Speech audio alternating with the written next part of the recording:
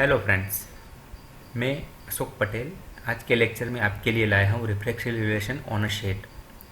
दोस्तों, स्टार्ट करते हैं आज का लेक्चर।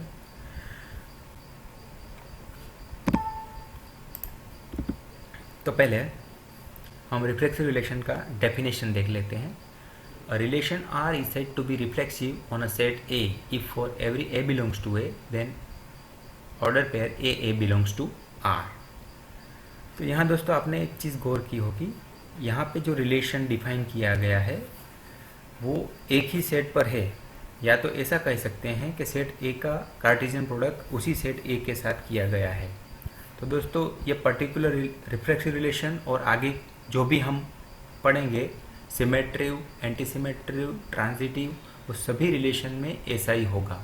तो कुछ लोगों का ये मानना है कि एक सेट ए का उसी सेट ए के साथ कार्टेशियन प्रोडक्ट नहीं हो सकता। तो दोस्तों ऐसा नहीं है, ए का कार्टेशियन प्रोडक्ट उसी सेट ए के साथ हो सकता है। तो उसको हम बोलते हैं रिलेशन ऑन अ सेट। तो इस रिफ्लेक्सिव रिलेशन को अच्छी तरह से समझने के लिए हमने यहाँ पे एक सेट लिया है। दोस्तों इसे हम अच्छी तरह से समझने के लिए हमने यहाँ पे कुछ एग्जांपल लेके आपको और अच्छे से समझाने की कोशिश की है, जिसमें हमने यहाँ पे एक सेट लिया है और अलग अलग रिलेशन डिफाइन किए हुए हैं। और हमने साथ में यहाँ पे आप देख पाओगे कि ऑर्डर पेयर ए का ए के साथ टोटल जो ऑर्डर पेयर मिलता है वो भी हमने दिखाया है। हमारे पास यहाँ पे सेट है ए बी सी, इसमें 3 एलिमेंट्स है ए बी सी, और उसी के साथ क्रॉस प्रोडक्ट हमने दिखाया है जिसकी टोटल 9 पॉसिबिलिटी होंगी, A B, A C, B A, B B, B C, C A, C B, C C. तो दोस्तों उसको हमने और मैट्रिक्स फॉर्म में भी दिखाया है, तो जिसको आपको समझने में और आसानी हो। तो दोस्तों यहाँ पे हम अभी 1 बाय 1 रिलेशन जो सेट ए क्रॉस ए पे डिफाइन किए हुए हैं वो हम 1 बाय 1 लेके आपको दिखा रहे हैं, जिससे आपको अच्छी तरह से पता चले कि रिफ्लेक्शन रिलेशन जो है वो किस तरह से पता लगा सकते हैं हम। तो फर्स्ट रिलेशन R1 देखते हैं। तो दोस्तों ये रिलेशन सेट कहलाने के तो लायक है, मगर यहाँ पे कोई ऑर्डर पेयर नहीं मिल पाए रहे, और उसमें भी बाय यहाँ पे अब डेफिनेशन फिर से हम रिकॉल करते हैं।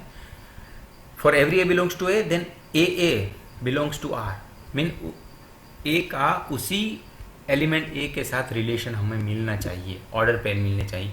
मगर यहाँ पे जब फर्स्ट रिलेशन जो देखोगे उसमें तो फाई है, तो कोई सेट ऑर्डर पेयर ही नहीं है। तो दोस्तों यहाँ हम इजीली बता सकते हैं कि R1 जो रिलेशन है वो रिफ्लेक्सिव रिलेशन नहीं है। तो दोस्तों अब दूसरा रिलेशन R2 देखते हैं। तो इसमें हम देख पा रहे हैं कि 3 ऑर्डर पेयर हैं हमारे पास, ए बी बी और सी सी। तो दोस्तों यहाँ ध्यान से देखिएगा और ध्यान से समझिएगा कि बाय डेफिनेशन हमारा क्या है और रिफ्लेक्सिव होने के लिए हमें क्या क्या चाहिए। तो दोस्तों यहाँ पे ध्यान से देखते हैं, हमारे पास फिर से R2 को देखिए, हमारे पास 3 ऑर्डर पेयर है, ए बी बी और सी सी। और बाय डेफिनेशन हमारे पास ए का ए के साथ, बी का बी के साथ, सी का सी के साथ रिलेशन मिलना चाहिए। और हमारे यहाँ पे सेट में भी जैसे देख पा रहे हैं हमारे पास 3 एलिमेंट है और तीनों का उसी एलिमेंट के साथ ऑर्डर पेयर हमें मिल रहा है। तो दोस्तों ये R2 रिलेशन है वो रिफ्लेक्सिव होगा। तो दोस्तों और यहाँ पे आप मैट्रिक्स फॉर्म में भी देख सकते हैं, तो उसको हम डायगोनल एंट्रीज बोलते हैं। तो रिफ्लेक्सिव में ज़्यादातर यही देखना है आपको कि डायगोनल एंट्रीज आपके पास अगर अवेलेबल है, सभी मैट्रिक्स आप इजी करने के लिए ये भी कर सकते हैं, जो भी आपको रिलेशन दिया है उसको मैट्रिक्स फॉर्म में कन्वर्ट कर लीजिए और उसके बाद डायगोनल एंट्रीज देख लीजिए। अगर आपके पास डायगोनल एंट्रीज सभी है अवेलेबल हैं तो बाकी कोई एंट्रीज है तो दिक्कत नहीं, डायगोनल एंट्रीज होनी चाहिए।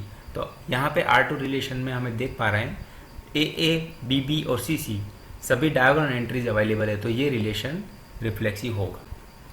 तो दोस्तों अब तीसरा रिलेशन देखते हैं, ए का कार्टेशियन ए के साथ। तो जैसे हम देख पा रहे हैं यहाँ पे हमने सभी 9 की 9 पॉसिबिलिटीज़ यहाँ पे लिखी है कि ए का ए के साथ ऑर्डर पेयर क्या मिलता है, और इसको मैट्रिक्स फॉर्म में भी लिखा है अच्छे से समझने के लिए। तो आप यहाँ पे देख पा रहे हैं जैसे थर्ड रिलेशन में तो ये सभी नो पॉसिबिलिटी हमारे पास होगी। तो जैसे मैंने बताया R2 रिलेशन में भी कि बाय डेफिनेशन हमें क्या चाहिए, डायगोनल एंट्रीज होनी चाहिए। तो जैसे हम एक रो से ए हमने यहाँ पे डिफाइन किया है, तो उसमें आप देख पा रहे हो ए एंट्रीज भी है, बी एंट्रीज भी है और सी एंट्रीज भी है। उससे ज़्यादा एंट्रीज हैं, मगर ये एटलीस्ट ये डायगोनल एंट्रीज तो है ही हमारे पास। तो दोस्तों आप इजीली आप ये बता सकते हो कि R3 रिलेशन रिफ्लेक्सिव है। तो दोस्तों एक बार फिर से समझ लीजिए रिफ्लेक्सिव होने के लिए एटलीस्ट कंडीशन क्या है। तो दोस्तों डायगोनल एंट्रीज, जैसे हम मैट्रिक्स फॉर्म में अगर बताएं, ये डायगोनल एंट्रीज होनी चाहिए। उसके अलावा बाकी एंट्रीज एडिशनली है तो हमें उससे कोई लेना देना नहीं है, कोई लेना देना नहीं है, तो इसमें इसके लिए हमें कोई फ़र्क नहीं पड़ेगा। डायगोनल एंट्रीज होनी चाहिए। और जैसे हम देख पा रहे हैं एक रो से में ए बी और सी ये 3 एंट्रीज तो हैं ही, उसके अलावा एडिशनल एंट्रीज है, उससे हमें कोई फ़र्क नहीं पड़ता। तो हाँ जी, R3 जो रिलेशन हमारा है वो ऑब्वियसली हम बोल सकते हैं रिफ्लेक्सिव है। और फोर्थ रिलेशन देखते हैं, ये भी हम बोल सकते हैं रिफ्लेक्सिव है, बिकॉज जैसे हम थर्ड में भी देखा, थर्ड रिलेशन में इसमें ए बी और सी ये 3 ऑर्डर पेयर तो है, मीन्स डायगोनल एंट्रीज तो है, एडिशनली ए और ए बी एंट्रीज भी हैं, तो उससे हमें कोई लेना देना नहीं है। जैसे हमने थर्ड रिलेशन नंबर 3 में भी दिखाया कि डायगोनल एंट्रीज होनी चाहिए, उसके अलावा एडिशनल एंट्रीज है तो उससे हमें कोई फ़र्क नहीं पड़ता। तो हम बेझिझक बोल सकते हैं जो फोर्थ रिलेशन है वो भी हमारा रिफ्लेक्सिव होगा। तो अब हम देखते हैं फिफ्थ रिलेशन। तो यहाँ पे दोस्तों हम देख पा रहे हैं हमारा फर्स्ट ऑर्डर पर ए है, फिर ए बी और बी सी। जैसे मैंने आगे भी बताया रिफ्लेक्सिव होने के लिए हमारे पास यहाँ पे पहले सेट को देख लीजिए, 3 एंट्री है ए बी सी। तो रिफ्लेक्सिव होने के लिए तीनों का ऑर्डर पेयर उसी सेम एलिमेंट के साथ होना चाहिए, मगर यहाँ पे हम जैसे देख पा रहे हैं फिफ्थ रिलेशन में ए का ए के साथ ही रिलेशन है, बी का बी के साथ है और सी का सी के साथ रिलेशन यहाँ पे कोई ऑर्डर पेयर ऐसी नहीं मिल रही है। तो हमें ये तीनों की तीनों डायगोनल एंट्रीज चाहिए, मगर यहाँ पे बी बी और सी सी R5 में मिसिंग है। तो दोस्तों हम बोल सकते हैं जो फिफ्थ रिलेशन है R5 है वो हमारा रिफ्लेक्सिव नहीं है। दोस्तों R6 हम देखते हैं, R6 रिलेशन में भी R5 जैसा ही होगा। यहाँ पे एक भी डायगोनल एंट्रीज जैसे हम देख पा रहे हैं ए बी बी सी सी वो नहीं है। फिर एक बार देख लो ए C B A C B वो ऑर्डर पेयर 4 ऑर्डर पेयर हमारे पास है, 4 ऑर्डर पे है, मगर इसमें कोई भी ए बी बी सी सी वो 3 एंट्रीज मिसिंग है। तो हम इसमें भी विदाउट एनी हेजिटेशन हम बोल सकते हैं कि जो सिक्स्थ रिलेशन है वो भी हमारा रिफ्लेक्सिव नहीं होगा।